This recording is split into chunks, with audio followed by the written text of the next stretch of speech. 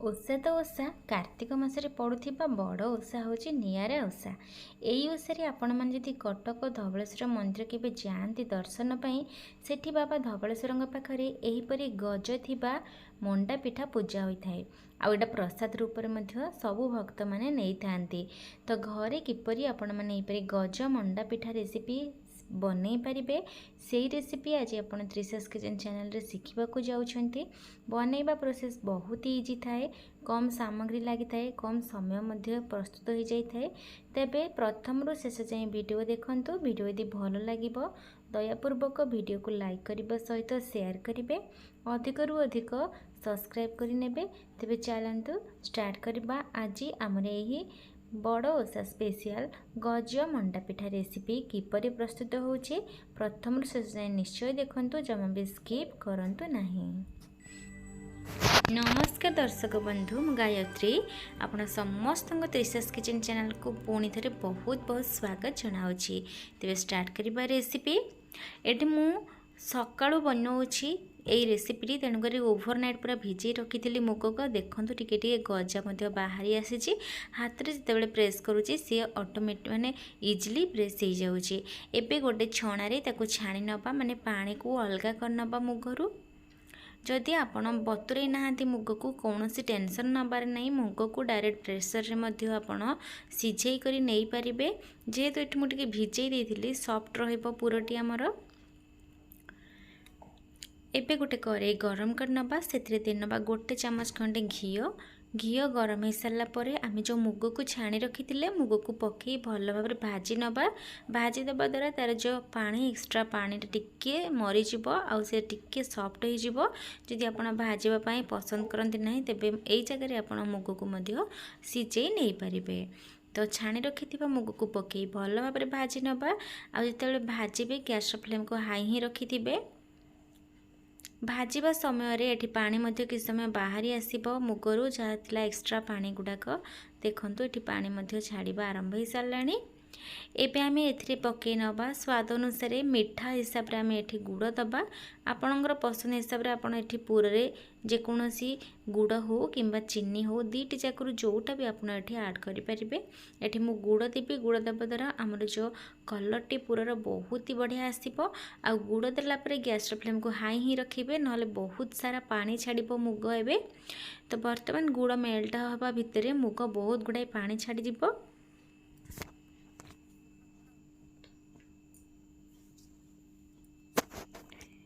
तो देखंतु धीरे धीरे मुग पानी छाड़ा आरंभ है आ गुड़ मेल्ट हवा आरंभ है। तेणुक ये पानी पानी टिके देखा या आहरी अधिका मध्य छाड़ब। एबे आम स्वाद अनुसार लुण देदबा। यही समय जो लुण दियंती पानी शीघ्र छाड़ी आमर माने पुरटी शीघ्र रेडी हो। जदि लास्ट रे आपण देबे लुण तेबे जकेला पर रहिबो जंतुणीर स्टफिंग टी। तो ये आमर मुगरू देखंतु केते सारा पानी बाहरी। यही समय रे आम एठी जो रखी नड़िया फाड़े कोरे से नड़िया को एथरे मध्य दे नबा। नड़िया ऑप्शनल अछि, आपण यदि चाहंती नड़िया पूरा मध्य करि परिबे, अबा यदि नाही चाहंती नाही तेबे मुगरे मध्य आपण दे परिबे। तो मेल्ट तो हो गलानी आमर गुड़ और मुग मध्य सिझिबा आरंभ हो सारानी। मो हाथ टे प्रेस करुँची हो जाऊँगी इजिली। एबे आम एथिरे नड़िया दे नबा गोटे गिना। एठी मु कसी नड़ियार पूर नहीं जद्वारा कि खाइला बेले बहुत ही टेस्टी लगिबो पिठाटी। नड़िया पकई भाजी सारा पर गुजराती मध्य पकई नहीं जार भल फ्लेवर मध्य आसीजिबो आमर ये कोरे। तो गुजराती पकेबा द्वारा आमर जो बास्ना और फ्लेवर दुई जाक तो आसो। आप चाहती गोलमरीच ये ऐड करें। तो भल भाव आपको आम भल भाव भाजी नवा, पानी मरला पर्यंत भाजवा। किंतु यही समय गोटे मैसर में मैश कर दूसरी जहाँद्वारा आम जो गोटा गोटा मुग थिला हल्का टिके प्रेस हो। प्रेस हो सारा पर जिते आम स्टफिंग दबा इजिली सी कोट ही रहिबो। तो भल भाव टिके प्रेस कर नबा। दर्शक बंधु आज रेसिपी किपरि लगुच निश्चय मते कमेंट रे जणांतु किपरि लागिला। आउ केउ एरिया आपण देखुचंती ताहा मध्य मते कमेंट करंतु। आपण एही प्रसाद विषय जानिचंती कि नहीं ताहा मध्य मते कमेंट करंतु। तो एठी हमर रेडी हे गलानी मुगर स्टफिंग टी। एबे को काढी नबा। एबे गोटे आम खली बनैबा। खली बनैबा पई एठी मु चाउल गुंड नेछि। होममेड चाउल गुंड आपण चाहिए चाउल को भिजई ताको ग्राइंडिंग करी पाणिया करी नहीं पारिबे अबा एपरी सुखिला चूना मध्य व्यवहार करि पारिबे। किंतु मु सुखिला चूना को खली प्रस्तुत करी तेणुक गोटे बड़ मिक्सिंग बाउल को काढ़ी नेली से मु 2 ରୁ 2.5 ग्लास पानी दे भल भाव आर गोटे खल बनैबी बा खली बनैबी। आमर एपटे कहती यही जो मिश्रण टी बा बेटर टी खली बोली कहती आपण साइड रे कौन कहती ताहा मते निश्चय कमेंट रे जनइबे। तो भल भाव रे स्पून रे यदि न होची हाथ साइज रे मते आपण भल भाव रे मेल्ट करि परिबे। चाउल गुंड को पानी सह भल भाव रे मिक्स हो सारा पर आमर प्रस्तुत हो खल बा खली। तो ये मु स्पून रखी भी हाथ साहाय्य गेटा गेटा को भांगी करी भल भाव रे मेल्ट करी।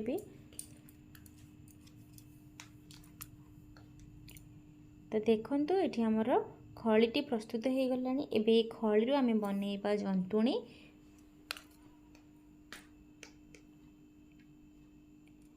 तो यहीपरी भाव में कंसिस्टेंसी रखिए बेसी पानिया करेंगे ना कि बेसी बहला मध्य करेंगे ना। एबे प्रस्तुत करवा जंतुणी बनवाई ये गोटे से करेई नहीं जाइए। करेई में देनेबी 2 ग्लास पानी जेहेतु मुझे मेजरमेंट रे नहीं 2 ग्लास रु 1 ग्लास नहीं चाउल गुंड ये बड़ ग्लास टी तेणुक 2 ग्लास नहीं जाऊँगी पानी। बर्तमान से ही पानी रे पकई नबा स्वाद अनुसार लुण आ गोटे चमच घी मध्य दबा जहाँद्वारा कि चाउलर जंतुणी बनाऊे जेहेतु टिके चिपचिपा लगे घी देदेले चिपचिपा लगे ना। तो घी दे सारापर गोटे चमच चीनी देवी फिका न लगे जंतुणीटी जेहेतु मंडा जंतुणी प्रस्तुत होठी। देखो अल्प समय आम पानी फुटी सारा जंतुणी पानी। एबे गोटे हाथ में आम यहीपरी खल को पकेबा खली को पकेबा आ गोटे हाथ में आम स्पैचुलर को चलेबा जद्वारा कि आ गेटा हम ना आमर जो जंतुणीटी पकई सारापर गैस फ्लेम को मीडियम करने मीडियम कर सारापर आपको भल भाव में मिक्स करवा। मिक्स करी गोटे जंतुणी बा टोप टाइप गोटे बनइबा। तो कंटिन्यूअसली यहीपरी मिक्स करवा द्वारा आमर गेटा हम ना जंतुणीटी आ बहुत ही सॉफ्ट आ स्मूदी भाव में यहाँ प्रस्तुत हम जेहेतु आम घी देचे। देखु ये जंतुणी आमर आरंभ हो सारा आउटी करेई छाड़ा आरंभ हो सारा बहुत ही सॉफ्ट अच्छी जंतुणीटी। तो ये तो आमर जंतुणी रेडी हो गला। ये जंतुणी आपड़ टोटाली भी स्किप करेंगे ना घी को निहाती ऐड करेंगे। एबे आकु गोटे थाली को काढ़ी नबा। थाली को काढ़ी सारा पर आकु आम ठंडा हाँवाई फैन तले रखी नबा। पूरा पूरी ठंडा हो सारा पर मुझे पिठा गढ़ी देखी जेहेतु यहाँ आमर चाउल घी आ लुण चीनी पड़ी जमा भी ठंडा है टाण हम ना जंतुणीटी सेहीपरी भाव में तुलतुलिया नरम हो रहिबो। देखंतु जंतुणी को देखिला आपण जानीपारे पिठाटी केते तुलतुलिया प्रस्तुत हम बोली आ नरम हम बोली।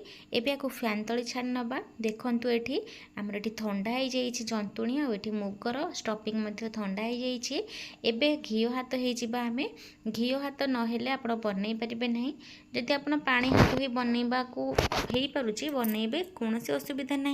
किंतु एठी मो घी हाथ टिके होची जद्वारा कि आमर चिपचिपा लगे ना चाउल जंतुणीटी आ बहुत ही शाइनिंग भाव में आम पिठा गुड़िक रेडी हो। तो भल भाव में आपको टी चकड़ी डो बन नबा। चकड़ा को आवश्यक ही पड़ो ना मत जेहेतु एत सफ्ट थी आमर जंतुणीटी। तो प्रथम घी हाथ हो गोटे गुला टी छिड़े नौची आकु गोटे पिठार आकार दे गढ़ा जेपरी आप नॉर्मली मंडा पिठा गढ़ती से टाइप ही आप गढ़े आ किपरि ताको फिलअप करेंगे लक्ष्य करूँ। देखूँ ना घी हाथ ही जो आप बनइबे पिठार गोटे शाइनिंग आसो आ बहुत ही तुलतुलिया होगी सफ्ट होगी प्रस्तुत हम।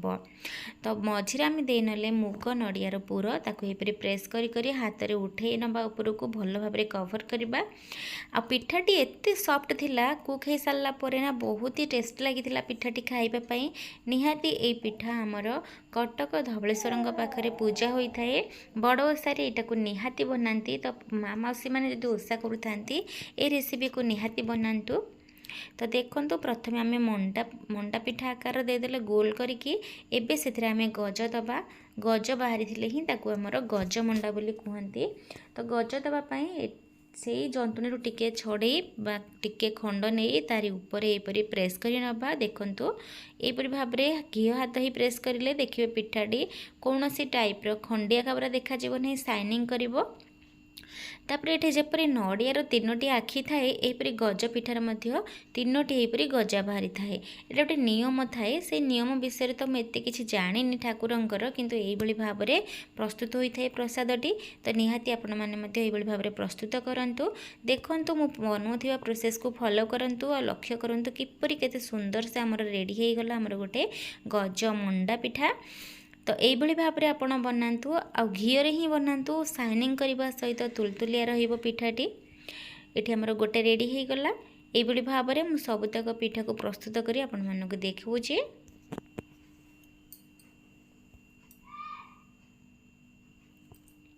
तो देखंतु आ गोटे पिठा को मुझे भाव में सेम प्रोसेस रे कवर कर नेली ताको ये भाव में प्रेस करी भल भाव में राउंड कर नबा। प्रथमे मंडा पिठार सेप दबा तापर तार गज आम प्रस्तुत करवा।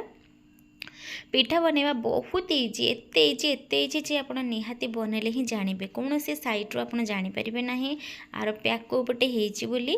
आ घीरे तो मुझे जेहेतु बनई पिठाटी आप देखिकी जापे के साइनिंग करुच्ची पिठाटी। तो ये भाव में तार गज प्रस्तुत करवा। गज आपणकर हिसाब से बनई पारे 2 प्रकार अच्छी 3 प्रकार अच्छी अबा नॉर्मल मंडा बन आप खाईपारे यही उषारे किंतु ये मुझे नॉर्मली 3टा ही बनाऊँगी। जपरी नड़ियार 3टी आखि थाए से टाइप रो पिठाटी आमर बनब 3टी गज होइकी। तो देखंतु किपरि केते साइज रे आमर हो जाउची पिठार गढ़नटी। यही भाव में आपड़ यदि पिठा गढ़ती बहुत खुशी लगे निजको गोटे नुआ स्टाइल गढ़ला परि लगे। तो यही भाव में पिठी सबुतक पिठा को मुझे बनई नौची। देखंतु केते इजिली गढ़ाई जाऊँगी सेटा आप बनइले ही जानीपारे। ये साधारण गोल 2टा मुझे गज तो करी किंतु गोल 2टा कर रेडी हो जाइए पिठा। एवं को आम स्टीम दबा। आपड़ यदि चाहती गरमा गरम खाइबा को आपड़ या स्टोर कर रखिपारे फ्रिज्रे जितेबाला खाइबा इच्छा हे स्टीम दे पारे। स्टीम दवापाई गोटे सस्पेन गोटे स्टांड रखीदे स्टांड तले गोटे स्टीमर रे यही भाव पिठा को रखुची।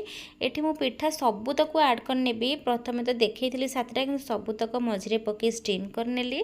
गोटे गैस फ्लेम रे आमर सबुतक पिठा स्टीम हो। आउ ध्यान रखिए जो छांच देवे छांचटी जमा भी पानी को टच करना स्टांड उपर ही आपणकर रहिबो। तो पिठाटी तल को काढ़ी आनी ठंडा है देखंतु पिठार लुक फाइनाल लुक देखंतु एते तुलतुलिया एते सॉफ्ट है धरिले ही आप जानीपारे केते तुलतुलिया अच्छी केते सॉफ्ट अच्छी पिठाटी। बहुत ही टेस्टी लगी खाइबापी नॉर्मली मंडा पिठा टाइप लगी किंतु तुलतुलिया बहुत थिला। तो यही रेसिपी जितेबाला बनइबे ध्यान रखिए स्टीम रे जेपरी बा स्टीमर रे जेपरी पानी की टच न करिबो। स्टांड उपर ही रखी आप बनइबे। एबे आको आम सर्व करवा। ब्लैक प्लेट रे व्हाइट व्हाइट रो गज मंडार लुक टी ही बहुत ही अट्राक्टिव थाए। तो निहाती आपण माने याकू बनातु आ बड़ ओसारे प्रसाद बने भोलानाथ को भोग अर्पण करंतु निजे खातु घर परिवार लोकों को खुआंतु। आशा करुँची आज यही गज मंडा पिठा रेसिपी आप समस्त को बहुत भल लगी। जदि आज रेसिपी भल लगी थाए तेबे प्लीज प्लीज प्लीज छोट भौणी भाभी लाइक करनियंतु वीडियो को। जदि शेयर करना शेयर करंतु सब्सक्राइब करना सब्सक्राइब मध्य करनियंतु। रहुची पुणी देखा आउ यहीपरि किछि नुआ यूनिक डिफरेंट पिठा हो किंबा अन्य कौन रेसिपी साथी से पर्यंत विदाय दिंतु। मो वीडियो यहीपरि कंटिन्यूअसली वॉच करूँ एमती भल पाइबा देउथांतु एमती सपोर्ट करूँ। रहुची पुणी देखा आउ एक नेक्स्ट रेसिपी रे वीडियो देखि आप समस्त मो तरफ बहुत बहुत बहुत धन्यवाद।